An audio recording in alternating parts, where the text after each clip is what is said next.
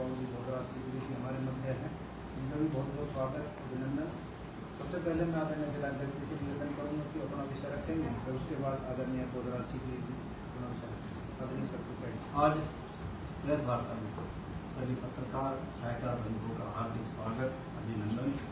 मेरे साथ में एक राष्ट्र एक चुनाव का विभाग का काम देख रहे और हमारे बड़े वरिष्ठ और हम सबके मार्गदर्शन आदरणीय भोगराज सिंह जी और जिले में उपाध्यक्ष जीत यादव जी, इन दोनों का भी हार्दिक स्वागत अभिनंदन। एक राष्ट्र एक चुनाव, देश के यशस्वी प्रधानमंत्री ने विकसित भारत का जो सपना देखा है, उसके लिए एक राष्ट्र एक चुनाव होना बहुत जरूरी है।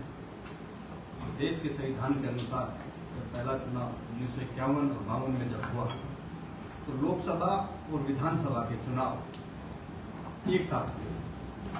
इसके बाद 1967 में सरकारें गिरी, क्षेत्रीय पार्टी बनी, तो उसके बाद में ये सारे चुनाव अलग अलग हुए। लेकिन विकसित भारत के लिए ये चुनाव होना बड़ा जरूरी है। अमूमन देश में हर 4 महीने में एक चुनाव होता है, चाहे वो लोकसभा का हो, चाहे विधानसभा का हो, चाहे वो किसी क्षेत्रीय पार्टी निगम का चुनाव होता है। और अमूमन ये मान के चलिए कि जब किसी प्रदेश का चुनाव होता है तो मिनिमम जो उसका जो खर्चा जो बजट है वो 400 करोड़ रुपए के आसपास होता है, और जो बड़े प्रदेश है इससे भी ज्यादा उसका होता है।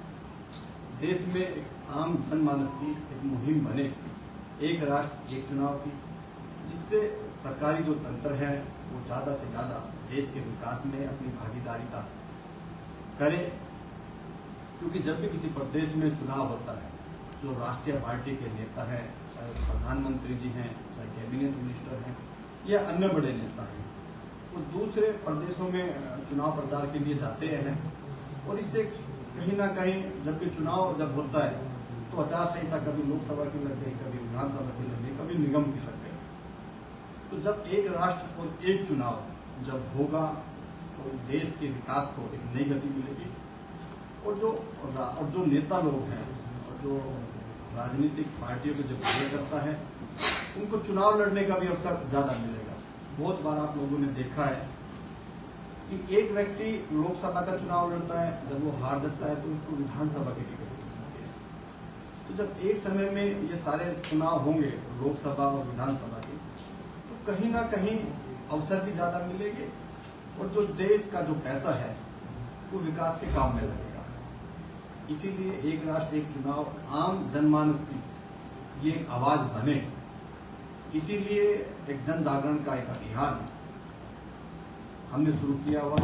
उसी को देखते हुए 1 जून को हरियाणा के यशस्वी मुख्यमंत्री जी के लिए हमने एक मैराथन का जो लेजर वाली पार्क सुबह 5:30 बजे जो शुरू होगी, और उनको माननीय मुख्यमंत्री जी हरी झंडी दिखाएंगे, वो भी इसी एक जन जागरण के तहत 10,000 लोगों का कार्यक्रम, जिसमें आम जनमानस, पुलिस के बच्चे और सर्व समाज के लोग इसमें अपनी भागीदारी का सुनिश्चित करेंगे। ऐसा कार्यक्रम होने वाला है, और आप सभी के चैनलों के माध्यम से भी मैं गुड़गांव के सभी गणमान्य लोगों को उसका आमंत्रित करता हूं। और ये जो एक महायज्ञ है, इसमें सभी 1 तारीख को सुबह 5:30 बजे लेजर वैली पार्क में अपनी भागीदारी का सुनिश्चित करते हुए इस महायज्ञ में अपनी आहुति। धन्यवाद आदरणीय अध्यक्ष जी। अब मैं निवेदन करूंगा जो हमारे कार्यकारी विभाग के संयोजक हैं आदरणीय भोगराज सिंह जी से कि वो पत्रकार छात्रों और साथियों को संबोधित करें। आदरणीय भोगराज सिंह जी। सभी पत्रकार बंधुओं को प्रणाम। जैसा कि सबके त्यागी ने आपको विस्तार पूर्वक एक राष्ट्र एक चुनाव की रूपरेखा बताई, कुछ एक और इसके बिंदु पर प्रकाश डालना चाहूँगा। एक राष्ट्र एक चुनाव मात्र एक नारा नहीं है, ये हमारे संविधान की आत्मा है। यदि आप इस विषय की गहराई में जाएंगे तो ये राष्ट्र हित में है, और यदि आप इसकी और गहराई में जाएंगे, जो हमारे विरोधी दल के कुछ एक नेता, उदाहरण के तौर पे एनडीए के जो एक सबसे सीनियर नेता हैं शरद पवार जी, उन्होंने भी अपने विचार प्रकट किए थे कि इस राष्ट्र में एक राष्ट्र एक चुनाव होना चाहिए। तमिलनाडु के जो इस समय चीफ मिनिस्टर है, मुख्यमंत्री यद्यपि वो नहीं मान रहे, लेकिन उनके स्वर्गीय पिताजी श्री करुणानिधि जी ने भी कहा था कि एक राष्ट्र एक चुनाव होना चाहिए। हमारे सुप्रीम कोर्ट के जो उच्च न्यायाधीश 4 रिटायर्ड, उनकी भी विचारधारा है कि एक राष्ट्र एक चुनाव होना चाहिए। उच्च न्यायालय के 8 मुख्य न्यायाधीश रिटायर्ड, उनकी भी विचारधारा है कि एक राष्ट्र एक चुनाव होना चाहिए। हमारे 3 सेशन होते थे एक जमाने में, चीफ इलेक्शन कमीशन, यदि आपको याद हो, उनके समय से ये प्रथा चली आ रही है। माननीय प्रधानमंत्री ने इसके ऊपर न केवल मंथन किया है, इसके ऊपर चिंतन भी किया है। चिंतन करने के बाद सदन ने भी इस विषय के ऊपर चर्चा की और बाद में एक निर्णय लिया कि इसके करने के क्या फायदे, क्या लाभ है और क्या नुकसान है। इसके ऊपर चर्चा करने के लिए इसको, जैसा कि हमारे सर्वपल्ली त्यागी ने आपको संबोधन में बताया है, इसे जन क्रांति आंदोलन का रूप, ताकि एक एक व्यक्ति को, एक एक नागरिक को पता होना चाहिए, क्योंकि हमारे संविधान के अनुसार उनको अधिकार भी हैं, उनके हर नागरिक के कर्तव्य भी हैं। उस कर्तव्य प्रायिकता को पूर्ण करने के लिए एक कोई संविधान के बिल्कुल अनुरूप है। कई लोग इसका गलत अवधारणा बता रहे हैं कि ये संविधान के अनुरूप नहीं है, ये संविधान के अनुरूप है। दूसरी बात, आज पिछले चुनाव में अगर आप देखें लोकसभा के, जो मई 2024 में हुए थे, लगभग 1 लाख करोड़ का खर्च हुआ। इस देश का हर नागरिक, छोटे से छोटा नागरिक, एक छोटा दुकानदार, एक 3 व्हीलर वाला, कोई भी जीएसटी टैक्स पे करता है। यदि एक व्यक्ति जाकर के सुबह ब्रेड लेने जाता है तो जीएसटी पे करके आता है, उसका भी इस इनकम के अंदर योगदान है। उस गाड़ी कमाई से इस प्रकार के पैसे का, जैसा अभी सरपंच जी ने कहा, लगभग औसत 400 करोड़ रुपए विधानसभा के 1967 तक से चुनाव था। बाद में किन्हीं कारणों से, किन्हीं राजनीतिक पार्टियों के कारण से अलग अलग हुआ। एक तो हमारे देश का संसाधन, दूसरी बात माननीय प्रधानमंत्री का कितना बहुमूल्य समय, जो उनका समय विकास के ऊपर लगना चाहिए, वो लगता है चुनाव के प्रचार के लिए, क्योंकि उनके लिए पार्टी भी उतनी महत्वपूर्ण है जितना सरकार चलाना। इसी प्रकार सारे केंद्र के मंत्री, राज्यों के मंत्री, दोनों पार्टी, सब पार्टियों के नेता इस काम में लग जाते हैं। सबसे बड़ी बात है कि जो परियोजनाएं पास की जाती हैं समय समय पर देश के हित में, उन परियोजनाओं को फुल स्टॉप रोक दिया जाता है। कारण क्या? आचार संहिता। इसके अतिरिक्त सरकारी तंत्र, अब देखो उन दिनों में सरकार के पदाधिकारी भी मजबूरी होती है उनकी, वो कहते हैं कि अब ये काम नहीं हो सकता। यदि किसी कारण, ये जो एक भव्य कार्यक्रम 1 तारीख को हमने रखा है लेदर वैली के अंदर, 10 लाख से अधिक लोगों का आना, उसमें विद्यार्थियों का आना, उसमें कॉलेज के स्टूडेंट का आना, बड़ों का आना, खिलाड़ियों का आना, नेताओं का आना, बहुत सारे योगाचार्य, उसका अभिप्राय है कि इसको जन क्रांति आंदोलन तभी दिया जा सकता है कि जब जन जन की आवाज हो। मैं इस विभाग का प्रमुख हूँ, हमने बहुत सारे यूनिवर्सिटीज और कॉलेज में प्रोग्राम किए हैं। लोगों को इतना उत्साह है क्योंकि उनको जागरूकता नहीं थी। ये जागरूकता अभियान है जो हमने 1 जून को कार्यक्रम रखा है। ये जागरूकता अभियान है, इसके माध्यम से हम चाहते हैं कि देश का हर नागरिक मालूम हो कि इसके फायदे क्या है, पैसे की। अच्छा, एक मैं आपको और बताऊँ, यदि ये सक्सेसफुल हो जाता है, ये प्रोजेक्ट सफल हो जाता है, 1.5% GDP के अंदर ग्रोथ हो जाएगी। 1.5% कहना बहुत आसान है। यदि आप इस 1.5% को देखें तो विकसित भारत का सपना हमारे माननीय प्रधानमंत्री ने 2047 का, तो पहले हो जाएगा। ये देश हित में, ये राष्ट्र हित में, आमदन में, पैसे की सेविंग और जो सरकारी ढांचा है उसके समय की, और जो सबसे बड़ा एक अंतिम जो मैं आपको पॉइंट बता रहा हूँ, लोकसभा के चुनाव में परसेंटेज अधिक थी, आप सब लोग इसके साक्षी थे। उसके बाद विधानसभा के चुनाव में वोटिंग परसेंटेज कम होगी, निकाय के चुनाव में ड्रास्टिकली कम होगी। कारण क्या है? कारण है उदासीनता। व्यक्ति बार बार एक काम के लिए जाकर के थक जाता है। तो इसलिए राष्ट्र हित में, देश हित में, आम नागरिक के हित में जो हमारी मेहनत की कमाई है, जिसको हम विकसित भारत का सपना 2047 की बात कर रहे हैं, इन सब मुद्दों को देखते हुए इसके लिए सबसे उत्तम जो ये निर्णय है, हम तो चाहते हैं कि हर पार्टी को इस कार्यक्रम में, इस यज्ञ के अंदर आहुति डालनी चाहिए, ताकि देश सफलता की ओर, विकसित भारत की ओर तरक्की कर सके। बुधराज जी, 2 चीजें इसमें सर, एक मैं पूछता हूँ, 2 चीजें इसमें आती हैं। अगर ये इतना अच्छा था, बीजेपी की सरकार 15 साल हो गई, बीजेपी की सरकार ने क्यों लागू नहीं किया? दूसरा है, आप रिसोर्सेज कहाँ से लाओगे? आपको एक इलेक्शन कराना, हरियाणा का इलेक्शन कराना भी आप 3 डेट देते हो, 4, 15, 22। और पूरा देश का इलेक्शन आप कहाँ से फोर्सेज लाओगे, कैसे मेंटेन करोगे इसको? आपकी सूचना के लिए ये प्रोजेक्ट आज शुरू नहीं हुआ है। आपने कहा 11 साल हो गए हमारी भाजपा की सरकार को, ये प्रोजेक्ट आज शुरू नहीं हुआ है। माननीय जो हमारे पहले राष्ट्रपति थे, ये उनके माध्यम से एक कमेटी बनी थी, इसके ऊपर चर्चा निरंतर कर रही है। तो एक तो आपकी सूचना के लिए नया विषय नहीं है। दूसरी बात, आप बात करें रिसोर्सेज की। क्या होता है कि जब हम 3 फेजेज में काम कर सकते हैं तो उनको 5 फेजेज में भी कर सकते हैं, लेकिन निरंतर काम तो हो गया ना। एक आपने आज तैयारी करी, फिर 6 महीने के बाद दोबारा तैयारी करी। एक बड़ा अच्छा इन्होंने मुद्दा बताया आपको कि एक ही नेता तीनों बारी, एक बारी MP के लिए कोशिश करता है, दूसरी बारी MLA के लिए करता है, तीसरी बारी निकाय के लिए कोशिश करता है। इसलिए नए युवा को भी आगे आने का अधिकार है। उनको भी आज हमारे माननीय प्रधानमंत्री को कह रहे हैं युवा की टीम बनानी है, इसीलिए ताकि आज हमारे जिलाध्यक्ष कौन है, मेरे को पूरे प्रदेश के अंदर यंगेस्ट नौजवान जिलाध्यक्ष, इसलिए युवाओं को आगे प्रेरणा देना चाहते हैं। हमारे पास ऊर्जा है, हमारे पास अनुभव है, इनके पास ऊर्जा है। इन दोनों का जब संगम होता है तो ऊर्जा का विस्फोट होता है, सफलता का विस्फोट होता है। त्यागी जी, मैराथन के साथ साथ क्या हम लोगों के बीच भी जा रहे हैं? कुछ ऐसी प्रयास भी किए हैं, टीम बनाई है कि लोगों के बीच जाकर उन्हें जागरूक किया जाए इसके प्रति? देखिए, बिल्कुल टीम जिले की तरफ से बनाई गई है और बहुत सारी संस्थाओं से रोज मिलना जुलना होता है और बहुत सारी संस्थाएं हमें ज्ञापन भी देके जा रही है माननीय राष्ट्रपति जी के नाम। तो हमारे पास लगभग अभी 1500 ज्ञापन माननीय राष्ट्रपति जी के नाम पे हमारे पास है। लेकिन क्या टीम गठित की गई है? क्योंकि योजनाओं के लिए भी टीम बनाई जाती है ताकि उसका प्रचार हो सके, लोगों तक जागरूकता फैल सके। क्या इसके लिए भी जागरूक अभियान चलाया जा रहा है? बिल्कुल जागरूकता अभियान चलाया हुआ, टीम बनाई है माननीय बोधरा जी हमारे बड़े वरिष्ठ नेता है। तो इस पूरे विभाग, हमने एक विभाग बनाया, इस विभाग का जो काम एक राष्ट्र एक चुनाव करते हैं माननीय बोधरा जी देख रहे हैं। ऊपर आपकी सूचना के राष्ट्र के ऊपर श्रीमान शिवराज चौहान हमारे जो कृषि मंत्री हैं, वो हमारे पूरे राष्ट्र के संयोजक हैं। और हरियाणा में माननीय सुरेंद्र नागर जी सांसद मेंबर पार्लियामेंट, वो हमारे इस विभाग के प्रभारी हैं। और श्री डॉक्टर विजय पाल जी वो प्रोजेक्ट के संयोजक हैं। इस प्रकार जिला स्तर के ऊपर भी आपने परसों एक टीम का गठन हुआ है।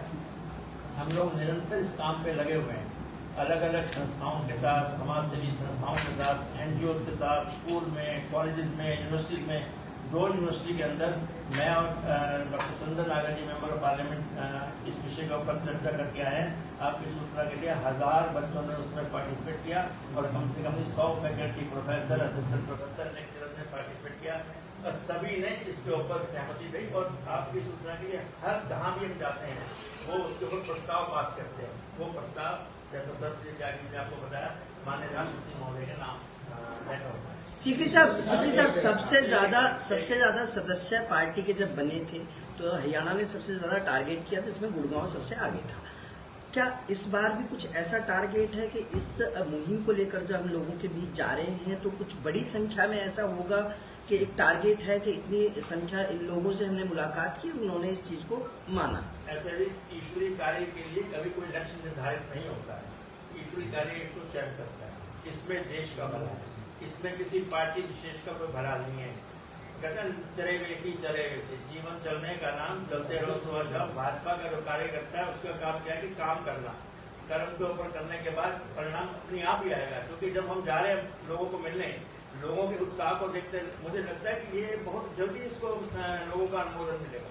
अच्छा, जिला सबसे ज्यादा छोटी पार्टियों का इसमें नुकसान वो ये क्लियर उन लोगों के साथ कैसे आप समझ बनाएंगे? और दूसरी पार्टियां तो जनता के साथ आप बना सकते हैं और थोप भी सकते हैं क्योंकि आपकी सरकार है, और लेकिन उनके साथ कैसे बनाएंगे क्योंकि वो आगे खिलाफ प्रदर्शन करें? आपकी इस गलत धारणा का उत्तर ये है, आपको 2019 के चुनाव याद है? उड़ीसा के चुनाव में जब लोकसभा के चुनाव में उन्होंने श्रीमान नरेंद्र मोदी को वोट दिया था और विधानसभा में उन्होंने श्रीमान बीजू पटनायक जी को वोट दिया। गलत अवधारणा हमने बहुत जगह इस चीज का क्लैरिफिकेशन दिया कि वोटर आज का हमारा जो वोटर है, नागरिक है, परिपक्व है, जागरूक है, शिक्षित है, चाहे उसकी शैक्षणिक क्वालिफिकेशन जो मर्जी हो, लेकिन वो जागरूक है, उसको मालूम है कि मुझे वोट किसको देना है। तो जिलाध्यक्ष जी, एक सवाल। हाँ जी, घर घर सिंदूर का क्या है? ये 9 तारीख से अभियान चल रहा है। देखिए, केंद्र की तरफ से आया हुआ कार्यक्रम है, इतना आपको आपको पता है। अब जब ये आगे हमारे पास अभी तक जिले में नहीं है, ये जब जिले में आएगा तो इसकी जानकारी आपको आज जिस कारण से ये वार्ता है उसी विषय की बात करते हैं। सेक्रेटरी साहब, मेरा सीधा सवाल है, एक राष्ट्र एक चुनाव में अड़चन कहाँ है? नहीं अड़चन नहीं है। हम चाहते हैं कि कोई भी व्यक्ति इस विषय से वंचित ना रह जाए। कल को जब कभी पार्लियामेंट के अंदर इसके ऊपर चर्चा हो सब।